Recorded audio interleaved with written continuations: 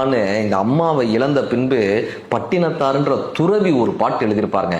ஐயிரண்டு திங்களாக அங்கமெல்லாம் நொந்து பெற்று பையலாக கிடந்த பின்பு பரிந்தடித்து செய்ய கையிலென ஏந்தி கனகமுலை தந்தாலே எப்பிறப்பில் காண்பேன். இனி இறந்துட்டாங்க, இனிமே எப்படி பார்ப்பேன்? முந்தி தவம் கிடந்து 300 நாள் அளவும் அந்தி பகல் என சிவனை ஆதரித்து தொந்தி செறிய பெற்ற தாயார் தமக்கோ எரிய தணல் மூட்டுவேன். வட்டிலும் தொட்டிலும் மார்மேலும் தோல்மேலும் கட்டிலும் வைத்து என்னை காதலித்து முட்ட சிறகிலிட்டு காப்பாற்றும் தாயார் தமக்கோ விறகிலிட்டு தீ மூட்டுவேன். நொந்து சுமந்து விட்டு நோவாமல் ஏந்தி முளை தந்து வளர்த்தெடுத்து தாளாமே அந்தி பகல் என கையில் கொண்டென்னை ஆதரித்த தாய்க்கோ மெய்யிலே தீ மூட்டுவேன்.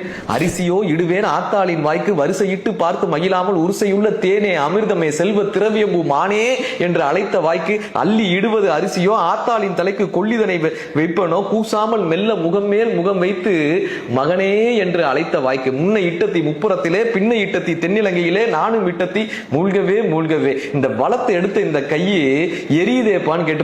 வேகுதே வெந்து பொடி சாம்பல் ஆகுதே பாவியேன் ஐயகோ மாக குருவி பரவாமல் கோதாட்டி என்னை வளர்த்து எடுத்த கை. சிவனை பார்த்து கேட்கிறாரு, வெந்துட்டாளாயா, உன்கிட்ட வந்துட்டாளாயான்? வெந்தாலோ சோனகிரி வித்தகா நின் பாதம் வந்தாலோ என்னை மறந்தாலோ சன்னதமும் முன்னினைவில் வரம் கிடந்து என்னை ஈன்று எடுத்த தாய். இவர் அழுகிறத பார்த்துட்டு அத்தனை பேரும் அழுகிறாங்க. இவர் எழுதுறாரு, வீட்டிருந்தால் அன்னை வீதியில் இருந்தால் நேற்று இருந்தால் இன்று வெந்து நீரானால் பால் தெளிவிக்க வாருங்கள் ஏதென்று இரவாமல் எல்லாம் சிவமயமேன்னு எழுதியிருப்பார். இருக்கும் போதே பெற்றோரை ஆதரியுங்கள்.